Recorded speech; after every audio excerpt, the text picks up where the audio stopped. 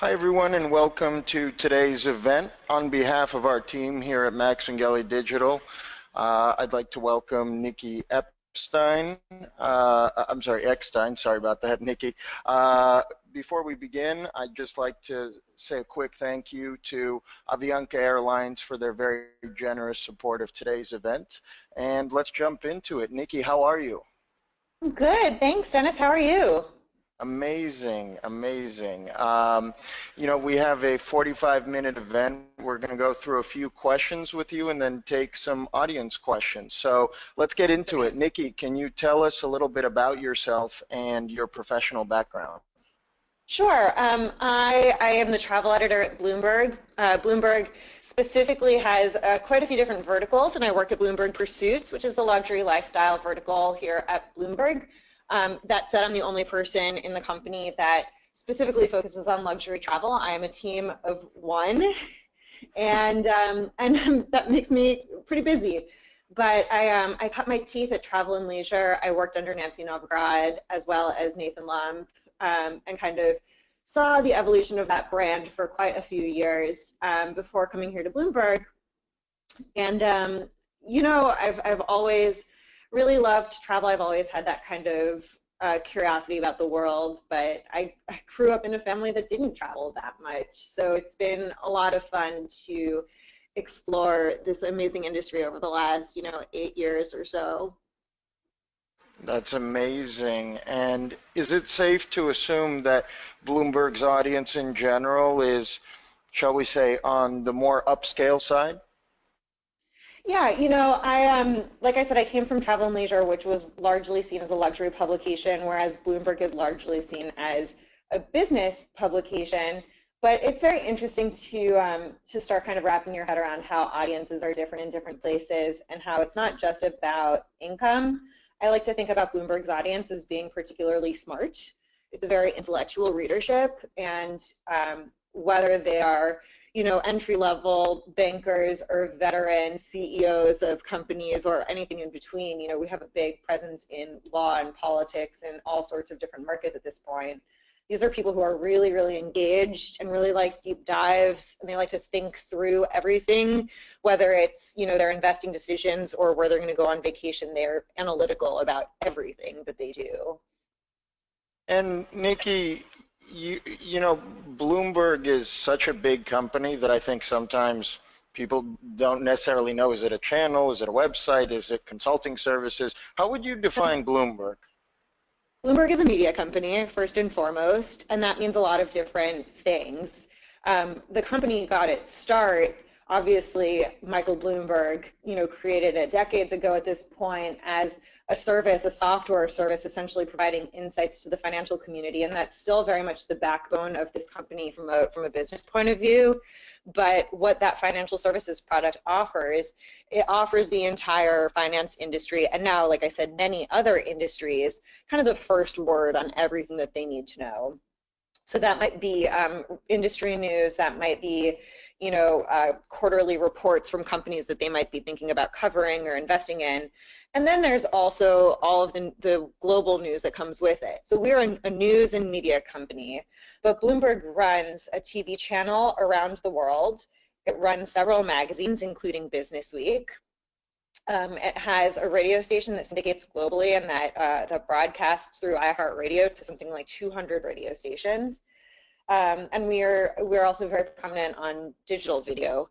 So it's a multi-platform company, and the segment that I occupy at Pursuits is what we like to think of as the repository for the 2 days out of the week that are not covered everywhere else, right? Bloomberg gives you everything you need to know to do your job well, but Pursuits gives you everything you need to know to live your off-the-job life well. And the content looks it must be so fun. I mean, it looks just amazing what you do, as you mentioned, the articles, the integrated content, the video, just looks amazing. How does content planning work as far as your piece of Pursuits? Do you use an editorial calendar?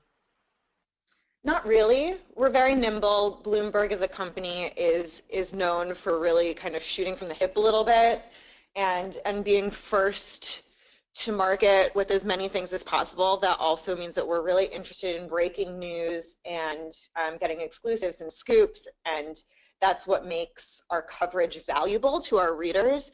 And when I say valuable, I mean that in a literal way. They pay a lot of money to subscribe to our product, so we need to make it valuable for them. But as far as editorial calendars, we think about things like ski season or topics that happen seasonally that are relevant. We think about, okay, we have a where to go package at the beginning of each year covering, the year ahead in travel. So we have certain tent poles, but they're not formalized as an editorial calendar per se, and we prefer to be a little bit nimbler than married to an editorial calendar. That makes sense. And Nikki, you mentioned that Bloomberg, that you have a worldwide audience. Do you cater your content to Americans or just to your entire global audience? We are very, very conscious about our bias as New York-based reporters to kind of see the world view through the lens of a New Yorker, the lens of an American, and we try on an every single day basis to correct that bias, which means that we're really conscious that only 30 to 40% of our readers are actually based in the States. Another third of them are based in Asia, another third of them are based in Europe, and 10% in the Middle East, and we need to talk to all of them. So geographic spread is important, and when we talk about things like new flight routes or, accessibility to places. When I first started at Bloomberg, I wrote a story about overwater bungalows coming to the Caribbean, and I think the lead said something like, you don't have to get on an all-day flight. And I had people write to me and say, I live an hour away from the Maldives. So we have to think that way. We have to recognize that. Definitely. And audience members, just so you know, feel free to submit questions. We'll take them at the end. We'd love to hear your questions. Nikki, we have such an interesting audience. I was just scanning through who we have registered today. We have folks, visitor and convention bureaus from around the world. I saw Visit Dubai, airlines, hotels. So I think we're going to get some really interesting questions, actually. Well, I'm so glad that everyone's listening. Thanks, guys, for listening and being here. Definitely. Thank you so much, everyone. And thank you, Nikki. I can only imagine how busy you must be. We were talking about your actually, maybe you can just walk people through your crazy, amazing life, your travel schedule a little bit. Sure. I mean, people assume that I'm always on the road, and that's more true for me now than it has been in the past. I do travel quite a bit, but I definitely cannot travel to report any and every story. And in fact, we have very strict rules on what travel we can and can't accept. We don't accept any press trips. We don't accept any hosted travel, nothing like that. Although we do take media rates on occasion. We're pretty strict, probably among the most strict outlets out there. But luckily for us, we work for a very financially stable company, which is really refreshing in this current media landscape. And that means that my travel outlook right now includes a pretty awesome safari in a couple of weeks, a trip to India and Sri Lanka, might get to Maldives actually, hoping for some time in Paris in September. So really global, far-flung for my purposes. Nothing is off limits. Wow. And as you mentioned with the global audience, that makes so much sense. And that was, that was so interesting. I never thought about that you say, oh, the Caribbean's close, and then someone else says, well, the Maldives are close. What's the difference? It's really a different approach. I think very few travel journalists have to deal with that type of mindset, but we certainly do.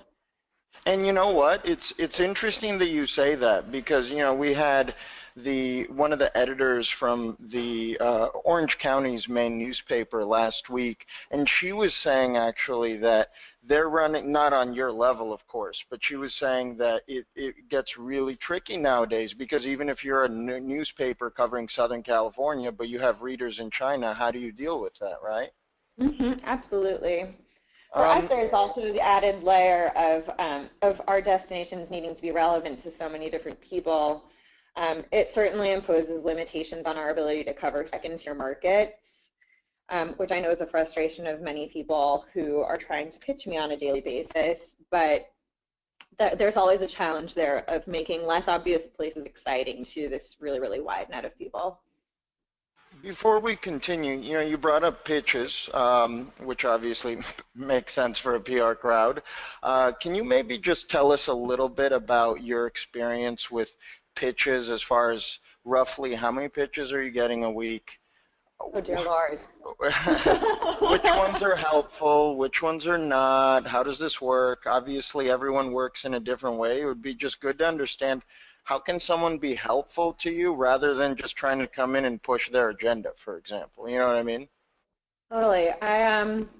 Let's see. I'm just gonna do something. I have my mailbox open. I'm just gonna go back here and see how many emails I've gotten just today. This is just gonna be a fun little exercise. Just since this morning, I've already gotten about 120 emails, almost all of them pitches. 120, and do you scan them? How do you deal with this? Well, here's the thing. I, I wanted to do that for a second just so that I would know because I've never looked at that, but I cannot respond to every pitch. And I would love to, and I try to, and I think that I'm probably more responsive than a lot of people, but I cannot respond to every pitch. And so for those of you who are wondering what kind of warrants a closer look or what does warrant a reply, I will say actually showing that you've thought about what we cover, what types of stories we tell. It's such an obvious point. I'm sure a lot of people say this, but I'd say that at least 90% of the pitches that I get are either blind copied to a lot of reporters all at once or don't display any kind of understanding of my audience or what I've covered in the last few months, which, by the way, is very easy to find. You Google my name and you Google Bloomberg, and you can see every story that I've ever written at Bloomberg. And what you won't see if you do that are stories about, discounts and packages and special offers and things like that. And I would probably guess that those types of pitches about special prices and offers and discounts and packages and things like that make up about half of what I get. So all of those I just kind of ignore. And then from there, what I think is useful is when somebody actually stops to think about, is there a business angle here? Yes, great. Let me tell you about it. Not necessary for a Bloomberg story, but it's certainly nice. Is there a luxury angle here? Yes, let me tell you about it. Those are two types of stories, luxury and business stories, that make sense for a Bloomberg crowd. And concision, I think, is important. But important details. When did something open? Do you have photos? What is the news hook? Why does it relate to my audience? If you have those things, I'll probably answer, and I'll probably thank you, assuming I'm not completely underwater. And I would be happy to offer feedback to people who at least put that much thought in. That's great. And you mentioned business stories. Could you maybe, if you can think of one off the top of your head, just give us an example of a business story? Sure. I actually this was a PR pitch that I received today that I'm interested in fleshing out, but somebody reached out to me with an idea about exploring the business growth of private ski resorts around the world, places where you actually have the entire mountain to yourself. That to me was a really successful pitch. It was funny because the PR person sent me kind of a bad pitch first, and then he sent me a follow-up email and he said, on second thought, here's a better idea for you. And that kind of self-reflection that he had I thought was very funny and very astute. And he was right. The first idea was kind of garbage, and the second idea was great. But that works for me because it's looking at something that people don't know about that much, really. It has global appeal. It can apply in a lot of markets. There's a sense of this is a booming industry. That would be the business angle. It's pulling in, let's say, however many hundreds of millions of dollars a year versus last year and the year before it was, worth X amount of money. And it has this very, very strong luxury tie-in, private ski mountains. Doesn't get much better than that. So let me make sure I understand. Let's say, for argument's sake, your cousin has more money than God. What they can do is take mount. They can take an entire mountain. They can say, I don't want to go to Aspen. I'm tired of these people. I see them at work already or wherever. You take the whole thing and it's yours for you and your family and friends. We're not talking about Aspen, but we are talking about smaller mountains that are not associated with ticketed resorts, where Okay. you can rent a big property, and you, as the only property on that mountain, that it might be a house, have exclusive run of that particular mountain. Wow. Okay, I watched a video with you discussing Ritz-Carlton's beautiful, I think beautiful is an understatement, but their new yacht, and sorry to any other hotel chains on there, I think you guys should get in. Actually, I've heard that, well, neither here nor there, but check it out. There's a story on Bloomberg where Nikki is discussing, on their television channel, Ritz-Carlton's yacht concept, which essentially looks like, a Ritz in the sea, as it should. How much of travel coverage is in video format versus articles versus other types of content, Nikki? It's a really good question, and the answer does vary. The story with Ritz-Carlton was a very exciting one for us because it was an exclusive that we secured, and that story garnered a ton of media attention, rightfully so. It's an amazing product. But the fact that we could go out there first with it was very exciting to us. And the benefit of that is that when we have an exclusive of this type of level, we can put a lot of resources behind it. So we go more in depth than almost any other outlet. I would venture to say we go more in depth than any outlet when it comes to these types of stories, to most of our stories even, because that's what the Bloomberg reader expects and demands. But it's not just about the depth of the reporting. It's also about the number of platforms that Bloomberg exists on. And when we have advanced planning for an exclusive like that, we can work with our TV producers to get a TV hit coordinated.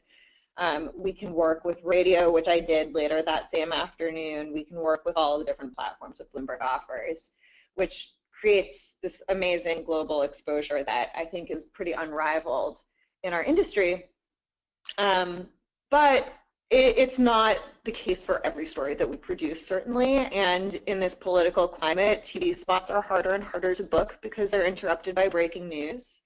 The Ritz story had to be pushed on TV by a day because the healthcare debate was coming up in the Senate. So ultimately, you're competing with a lot of things out there, but we do try to make the most out of a really good scoop. Okay, yeah, that was such an interesting story. Just out of personal curiosity, are they going to have amazing stores on the boat as well? Rolex, that kind of thing? No, I don't think so, to be honest. Retail didn't come up at all in our conversation, but their square footage is really being applied towards restaurant spaces, dining concepts, spa. There will be no casino. I don't think there will be retail. Fair enough. Maybe round two. Yeah. Um, You'll go to Nikki, places where you can shop. fair enough. How do you see the travel industry evolving in the next 10 years? It's a big question. I think the travel industry is going to have to become a little bit more versatile.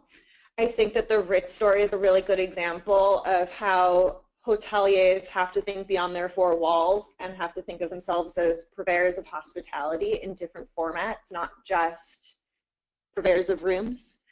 I think we've seen a huge shift towards, experiential and culinary travel, and all these things have been trends, and I think that we're almost reaching this moment of like peak authentic. Like the way that the word artisanal became overused a few years ago, I think the word authentic is becoming overused now, and it's translating to people seeking out experiences that are truly one of a kind, truly their own, not replicable, not replicated, and that kind of individuality that people want from their trips is something that I think hotels are going to have to be better at purveying, and that people are going to have to find a way to provide more and more of. Okay. And as you said, it's a big question. We could probably talk about it for the next 10 years and still not know all of it. But you know, it's interesting what you say about experiences, because you know, I'm based in LA, and as you may know, we have Coachella, for example, and many Mm-hmm. people argue that Coachella is less music festival and more of a lifestyle, and a very customizable lifestyle depending on your resources and what you're looking for. Absolutely, and look at South by Southwest. It's the same thing. But then look at what happened with Fire Festival. You can try to copy these models, but the more that you replicate something that succeeded, the less that the original thing is cool, and the less that the subsequent things will be successful. So I do think that it's about originality. It's about recognizing that people want to do something that they'll go home and they'll talk about it, and the reaction won't be, oh, I did that too. Hi, and you know, audience members, I just want to remind you again, we have a few questions coming in. By all means, submit more questions. We'll try to get to as many of them as possible. The other quick announcement I'd like to make is that we're busy working on our 2018 Travel IMC Conference here in Punta Cana. It's going to be a PR and marketing event. I don't want to waste too much time with that here. Just a quick tease. We'll send out more info, but it'll be very exciting. Nikki, back to questions. We have Mhm. a number of attendees from visitor and convention bureaus worldwide. These are amazing organizations which do so much for their communities. How can these folks be most helpful to your efforts? Sure. I work with a lot of visitor and convention bureaus. I think they are tremendously helpful resources, and oftentimes it's easier when I have an existing need that they can fill. But I would say on the flip side, I get great newsletters from CVBs. I file them away, and then when I need something, it's there.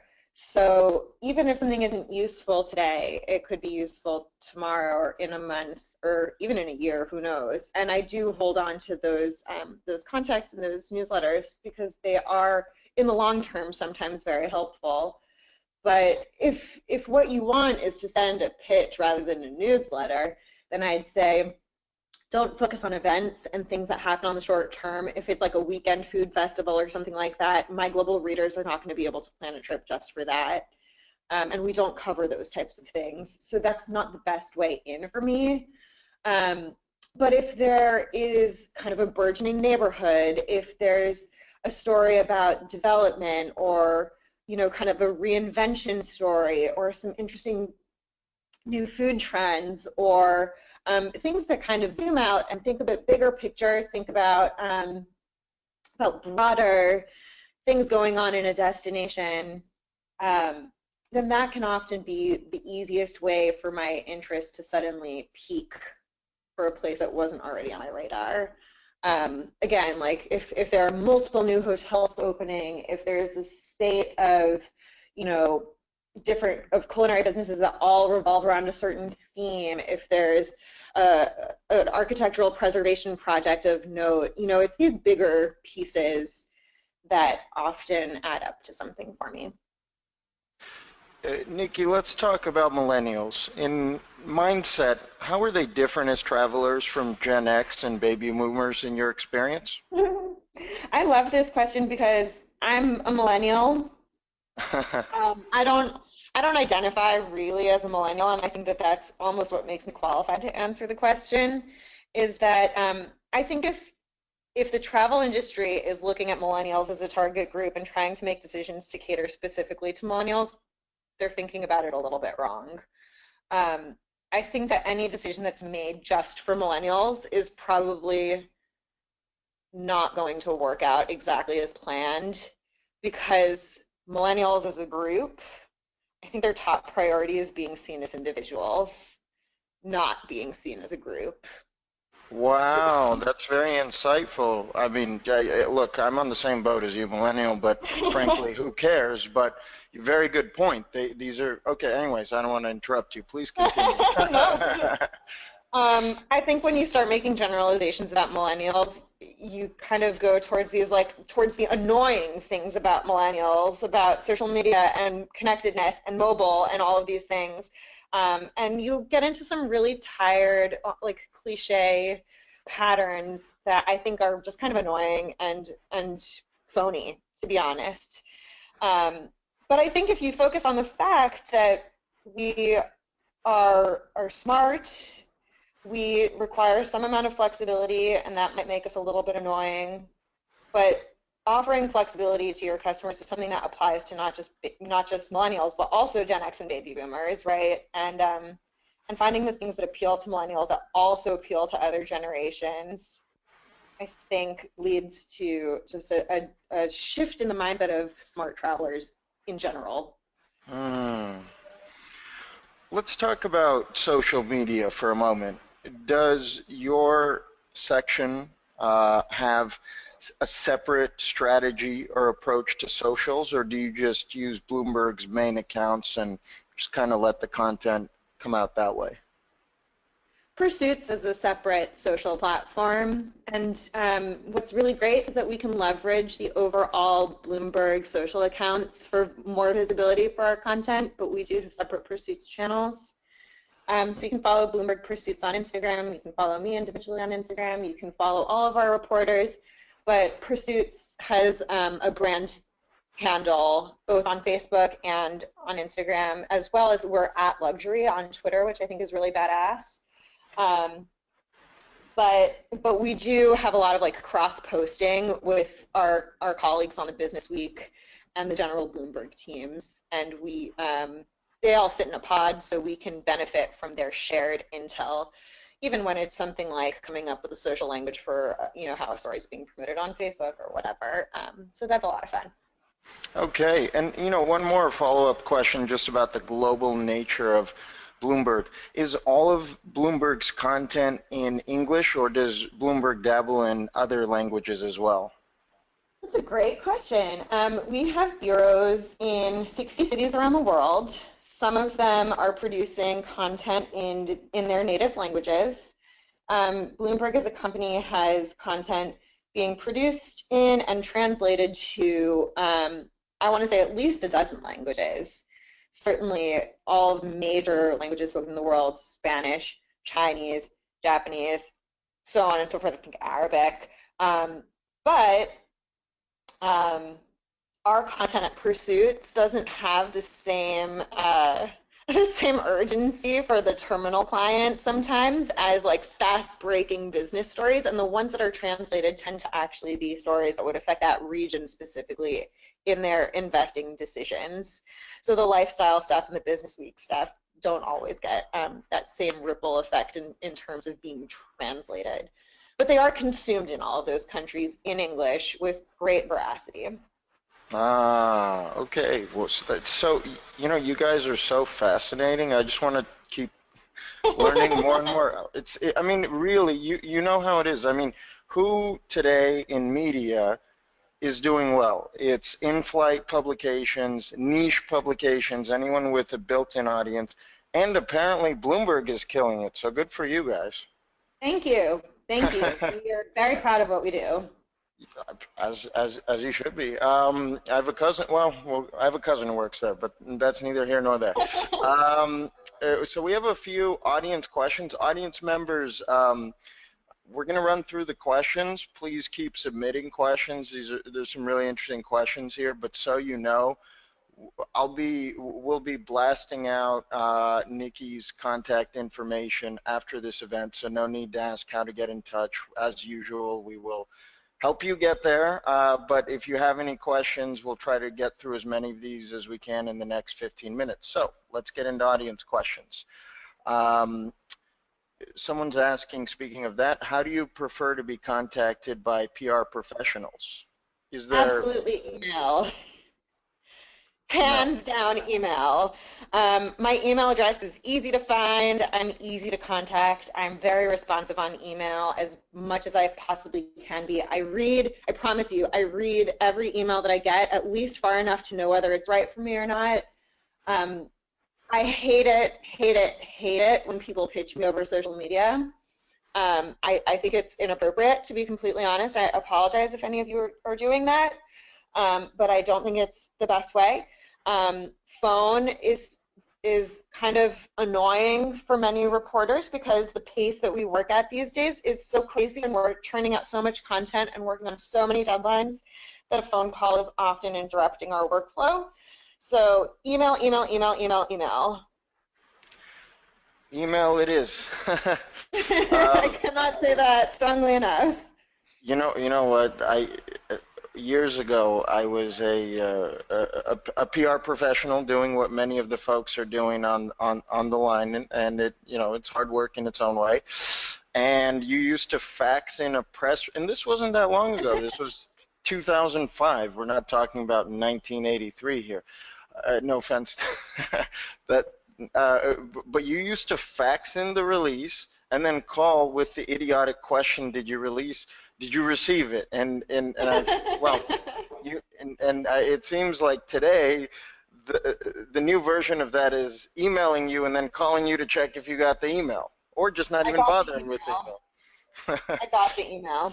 She got the email, folks. Believe me, she got it. Nikki, if someone's asking, and by the way, folks, I'm not going to identify you, but if you would like to be identified, just ask in your question. So here's a question, Nikki, if Bloomberg did allow press trips, how long of a lead time would you suggest / prefer for a media visit? I'm not sure that I can really speak to that because like I said, we don't allow press trips, and we will never allow press trips because our company focuses so heavily on business and politics that it would be very detrimental to our core mission to accept press trips.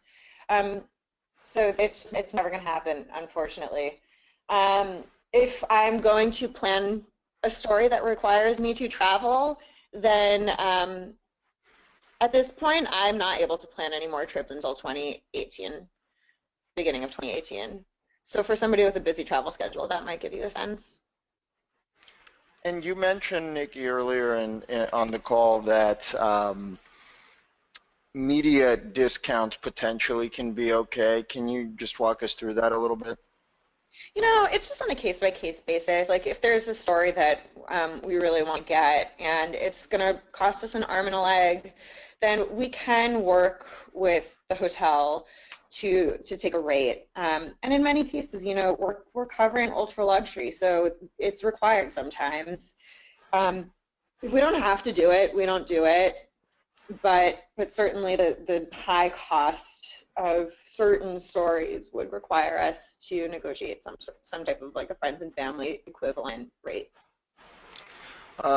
Someone's asking, how do you feel about PR professionals following up on their pitches? I don't mind it because I understand everyone has a job to do, and sometimes things do get lost in the shuffle, and so like I understand the utility of it, and I don't fault anyone for doing it, certainly. But I just can't respond to every email. So if your intention is to float something to the top of my box, do it by all means. But if it's not relevant, it's still not going to be relevant, and I might not be able to reply the second time around either. We have a question here. How much are you covering U.S. travel destinations versus international, would you say? International is a big part of what we do. I'd say probably 80% international. Dennis, I'm so sorry. I have time for one more question because I have my conference room is going to be stolen, and I'm really sorry to anyone who posed a question. No worries. We'll end early. Not a problem. We know how busy you are. Sorry. Instead of another question, Nikki, do you have any final thoughts before we go? I'm really glad to have been here to chat with you guys. Dennis, if there are questions that we didn't get to, send them to me by email, and I'm happy to answer them, and you can disseminate them with my email address. That's very generous of you, Nikki. Thank you so much for your time. Audience members, thank you so much. Avianca, thank you. You guys are beyond generous. We really appreciate that. Nikki, have a great afternoon, and we'll catch up another time. Thank you again.